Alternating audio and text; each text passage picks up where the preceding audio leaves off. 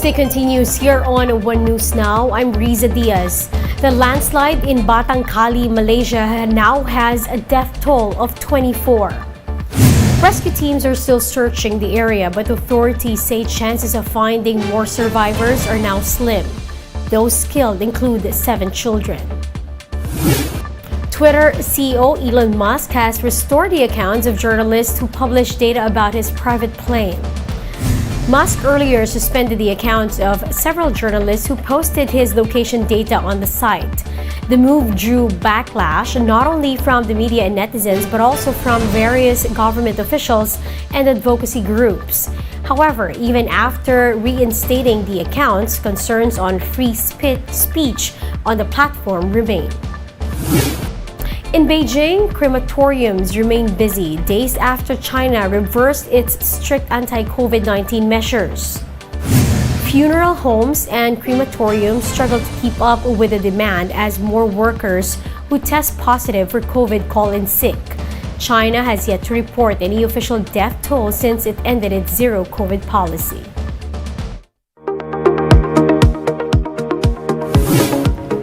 China's zero COVID policy's abrupt end is now drawing concerns from overloaded hospitals to the possibility of a new variant emerging. The details in this Bloomberg Quick Take. The virus is really hitting all of China at once. The forecast for deaths in China reach as high as over 2 million.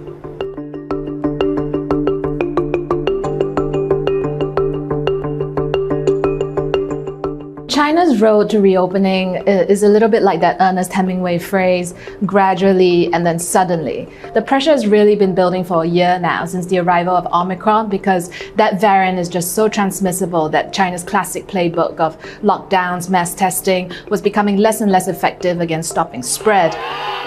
Then there were these unprecedented protests that happened at the end of November, people taking to the streets, some even calling for presidency to step down. Since then, China has basically let it rip. All of these measures now have been overturned. The only thing that remains for China is these travel curbs that we expect to be eased quite soon as well. What we're seeing right now is that really initial stage of infection that we saw in so many other countries in early 2020, where, suddenly over a couple of days, almost everybody is infected. What's really worrisome coming after this stage is when serious illness and fatalities will set in. There's a lot of concern over how the elderly especially are under-vaccinated, and they're vaccinated with Chinese vaccines, which we know are not as effective as the Western mRNAs. The health system is under strain. Officials are telling people, please don't come to the hospitals unless you're seriously sick. They're trying to prioritize the most vulnerable. The virus is really hitting all of China at once. I think we can see the same thing really happen in all major cities over the next 6 to 8 weeks. We'll start to see fatalities in around 4 to 6 weeks, and then the infection curve will start to come down. But as we've seen in so many other countries around the world, the waves keep coming back. There may be another variant, which is a really big unknown that experts are quite concerned about, because you're talking about 1.4 billion people. The more people get the virus, the more it evolves. We'll be back with more stories after the break. Keep it here on One News.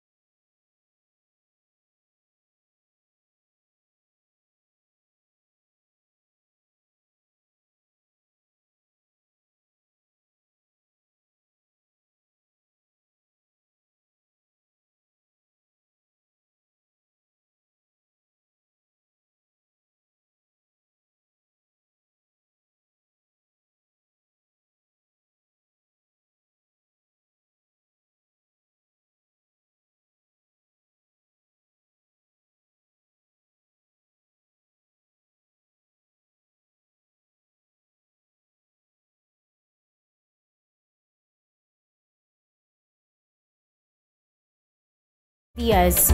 One expert says the success of the proposed Maharlika Investment Fund largely depends on investment projects. Economist Jonathan Ravelas told the chiefs that the Maharlika Investment Fund has the potential to grow the country's economy, but he warned that the government must be really careful in deciding where to invest should the bill be passed into law. We don't have that much surplus. We have a lot of deficits. So we have controlled issues that we need to be able to invest in. And as I said, we need infrastructure, agriculture, and eventually power. So hopefully this fund should be able to address that. Ravelas also noted that he sees inflation hitting nearly 9% this month and peaking at around 10% by the first quarter next year. Hopefully within either December or early first quarter, we could actually see the peak in inflation. They could still overshoot to first quarter. I think it will just hit close to 10%, and then we should stabilize towards the second half of the year. Digital decorations light up the city of Bacoor days before Christmas. Laila Pangilinan tells us more. Christmas is really in the air in Bacoor City in Cavite. Their digital Christmas tree has been lit up. Christmas songs are being played in the background. The municipal hall is also clad with Christmas decorations, and several play areas for kids like inflatable slides and toys have been placed within the city hall grounds. These are just some of the sights to see. Matagal-tagal talagang hindi nakalaro dahil sa pandemic. O ngayon, tuwang-tuwa yung mga bata. Tingnan mo naman, tuwang-tuwa yung mga bata. As a late celebration to National Children's Month last November, kids wearing different Christmas costumes held a parade. Masaya po ako kasi experience niya po yan para madala niya rin hanggang paglaki. Masaya po siya lalo na nakikita niya ang daming tao. Bacoor City Mayor Strike Revilla said they consider the program as a form of Christmas gift to Bacoor residents for maintaining COVID-19 cases low throughout the year.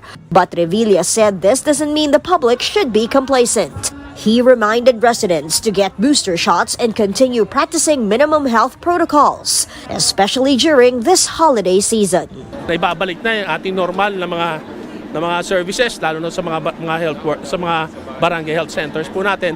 Kasi lahat tayo nag-concentrate sa COVID for the past 2 years. Mag-start na kami by itong 2023, January, na babalik na tayo sa normal na pamumuhay natin dito. For News 5, Laila Pangilinan. We are One News. And those are the top stories of the hour. Join us later at 1:30 in the afternoon as we continue to monitor the day's biggest stories. You can also catch One News on Signal Play app. Register for a free account now at www.signalplay.com and stream One News live anytime, anywhere. I'm Riza Diaz. We are One News.